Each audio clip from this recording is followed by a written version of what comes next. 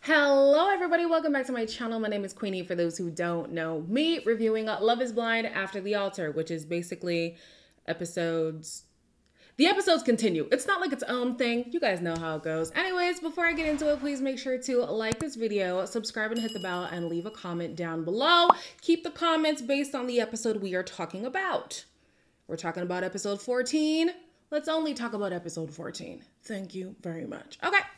So Netflix knew they had to start with America's favorite couple of the season, and that is Brett and Tiffany. You always do that thing. It just like rolls off your tongue. Hey y'all, we the Browns. That one's nice. It's just slower pace, so having to get used to that. I'm pretty sure I have, but I really just want to reiterate just how thankful I am for you making that move for us. I'm really trying to do things that involve like self-care and wellness. Soft girl era. I dig it. Well, hey, the Browns. Ah, I love them so much. When they said like, we're the Browns, it reminded me of that little girl on TikTok who makes hot chocolate with her mom. Hey, Brown. Oh, the Brown. Yes, baby girl. We love all the Browns. I'm here with you, babe. Yeah. So as we know, the storyline of Tiff and Brett did not touch on moving at all. However, at the reunion, they did shed light on how difficult it actually would have been for Tiffany to move from Seattle to Portland. I forget what the distance was. I had looked at it before, but I forget now. Any move is difficult, honestly. Even me. Why am I talking about myself? Forget it. I'm glad that Tiffany has acclimated to Portland. Brett is giving this woman the princess treatment. He said soft life for all our life. I love, yes, I love this for Tiffany. Tiffany's being loved the way that all women deserve to be loved. Okay? Like this, no, say no to struggle love. Say no to struggle love. Speaking of struggle love, Zach and Bliss. I'm joking. I'm joking. Their love is not a struggle. It was just a little bit of a struggle at the beginning. Not nervous. How are you feeling? Trying, I guess.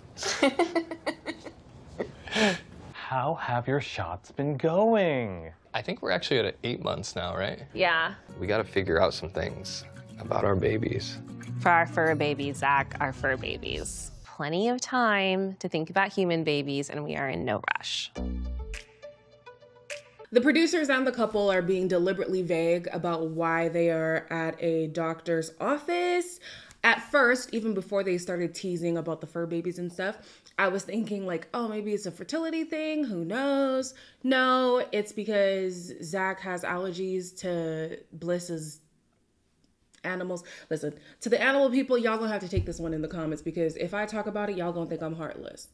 I felt like this was an unnecessary scene. I did. I'm sorry. That's just how I felt. Next is Chelsea and Kwame, and they talk about the benefits of being a married couple. Definitely spending our nights together. We get to eat together, and after that, we occasionally play a game. I truly never thought about like these bonuses, like throwing the first pitch of the Mariners game. You're gonna throw the best first pitch this stadium's ever seen. All right. Nice pitch. The beginning of this episode was absolutely filled with fluff.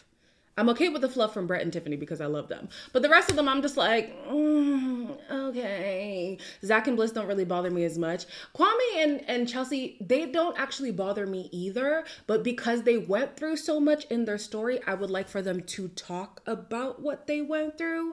But it is what it is. Everybody's happy and in love, so great for them. The people who did not end up together, like Micah and Paul, you know, the story's a little bit different with them. Micah,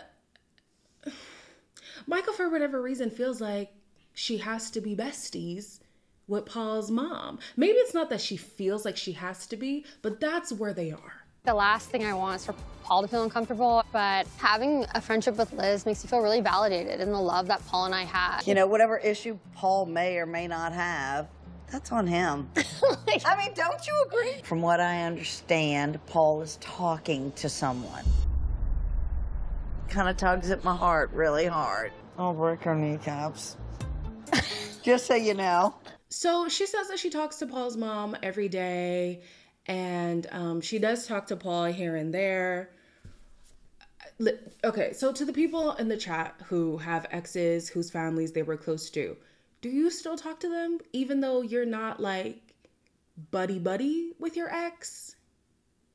To me, it's kind of weird. Like, the only time that I've seen that happen in my family is with one relationship, but that's because like my brother and the girl are genuinely still friends. So when she talks to my mom, it's kind of like, whatever. And she only talks to my mom. She don't really talk to me like that. Because I'm just like, why? What is this dynamic? It doesn't make sense to me. So, yeah, Micah's new friend is Paul's mom. Her selection of friends, it's very interesting to me, but we'll get to that a little bit later. Okay, Jackie. Miss Jackie is hooting and hollering about Josh. Y'all know I was getting reamed on the internet. Look, I know I'm not, the perfect person, but my man is fine. I don't care what y'all say about his little cauliflower broccoli ears. That's fine. I'll be looking at him every night. A lot of people said that they're not gonna work out. They were preying on our downfall. Yeah. Listen, the things that we did get to see about Josh, to me, weren't the most flattering. So then again, it is a TV show. You are supposed to be depicted in a certain way. So who am I, okay? She is in love with this man. She doesn't care what the public thinks about him or her or their relationship. I think they would have been better received if literally they just got together under different circumstances, number one.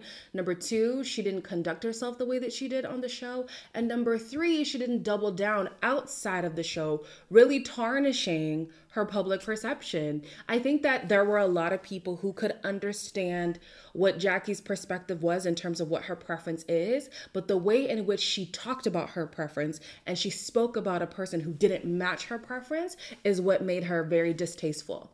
It's what made her very unlikable. She's really happy with her decision. She doesn't care about our thoughts on it. So, all right. Well, you like it. I love it, babe. So when Micah was talking to Paul's mom, she had said that she knows nothing about Paul's girl. So then Paul now is talking to his mom and he's letting her know all the things about this new woman in his life. She's super supportive of like all of my hobbies, which I don't know, I feel like opposed to Micah, Really? Micah was just like, I want to stop dating.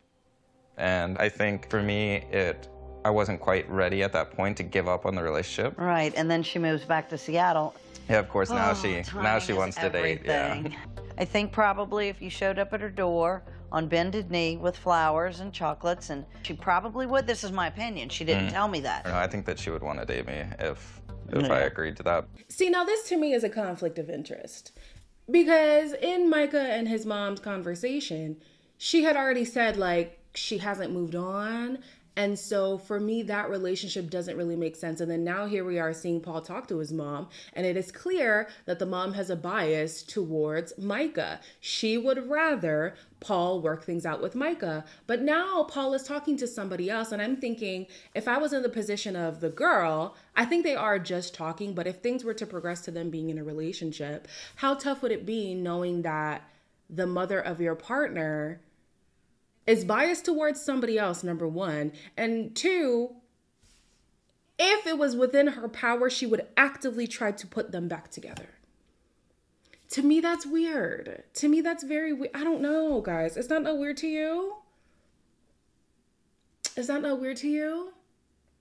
Anyway, speaking of more weird, Paul says that Micah is the one who actually ended things between them. However, the way that he talks about their relationship is that if he wanted to rekindle things, they could rekindle things. And obviously, since Micah is keeping herself in the loop by talking to his mom, I can see where he's coming from with that. I would like to know why Micah ended things. We didn't really get an explanation on that. I mean, wait, no, we did. Basically, if he doesn't see himself being married to her even in 10 years, if he doesn't see her as a fit mother, why would she want to be with a man like that? Cool. Then why would you also want to entertain the potential of something maybe coming to fruition if possibly? Like, that's the part that doesn't click for me. The married couples meet up. They meet up in this empty loft situation to celebrate their 1-year anniversary. I feel like it's been the longest, shortest year ever. Yeah. Because there's so much that has happened. We've done so much. Yes. Like this, love isn't fun if it's not a little weird. Exactly. Sings with the animals. It's very cute. They love it. Wife loves my singing. Yeah? Yeah. I've never had somebody take me on a trip, you know, so that was great. Thank you, babe. I appreciate that the single couples are actually the single people are actually talking about the things that they went through and how far they've come since the reunion. I felt like the married couples weren't doing that. And I get it, this season was filled with a lot of drama. They probably don't want to open up that can of worms again. However, like, this to me did not feel like an organic conversation, especially since Zach and Bliss and Kwame and Chelsea have such a close relationship. They celebrated their 6-month anniversary together. They've gone on trips and stuff like that. Like, why was this conversation so fluffy? I don't know, but the takeaway is that everybody is having a happy marriage, which honestly, regardless of what I had said and thought throughout the season itself, after the seasons, I wish everybody luck, right? I wish everybody the best. And so I'm glad to hear that things are going well for most of the couples. Then Chelsea opens up about how she did not realize how much Kwame was actually sacrificing in being in this relationship. Kwame and I have not done extensive amount of traveling yet. You know, we haven't been granted the opportunity with my schedule and work. You know, and I sit here and I listen to all the stories, like it makes me sad that we haven't gotten to do that yet. Yeah. I don't think I was fully able to like immerse myself in the sacrifice. I think I got into marriage, I don't know, I mean, possibly slightly naively. It's challenging, it challenges me, but Kwame challenges me, and it is amazing, and it makes me better. So as you guys know, I was of two minds with this relationship. I felt like definitely Chelsea was not being, was not cognizant of the effort Kwame was putting in to nurture this relationship. But then I also was thinking to myself, if Kwame felt so trapped, why force it? Like, why continue to be in something that makes you have to relinquish so much, the place that you live, your friends, your lifestyle? Like, it was just a lot. I did appreciate that she acknowledged that going into marriage, she was very naive. My impression of Chelsea while watching the season was the fact that she could have put anybody in the position of fiance and she would have been happy, because for so long she had been on her own or she had been in lackluster relationships. She just wanted the marriage fairy tale, the Barbie dream house, the all of that. And it's like, reality isn't like that. Even with the love of your life, there are going to be struggles. And so she now acknowledges that, one, I could have been more compassionate to the things that Kwame was going through. And two, I realized that there is no fairy tale story, even in marriage. You do have to work at it. It is going to be difficult from time to time, but with the right person, it is worth it. They talk about this fantasy football game thing that they want to have to bring everybody back together. The jokes about Jackie, they were funny. I think there's still a lot of tension between people. Marshall's QB and Jackie's the wide receiver. Well, you're gonna be like, boss up, Marshall, boss up. Come on, Brett, with the jokes. Come on, Brett, with the jokes. I loved it. Yeah, definitely you can tell that the most tension is likely going to be between Jackie and Marshall. We'll see how that goes. Maybe even Josh will be in the mix. I think that each party is just indifferent about each other. You know, Marshall has a new girl. We talked about her in the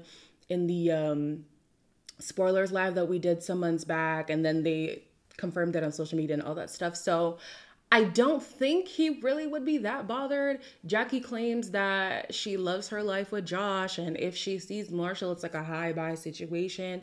I really don't think she would be bothered by him either. And if they are bothered by each other as their partners, I would question it. I would. A lot of hurtful things were said, I understand that. And the reunion didn't really rectify any of those situations because Vanessa coddled Jackie and Marshall didn't get to really say all that he wanted to off his chest. So yeah, all in all, this After the Altar was fluffy.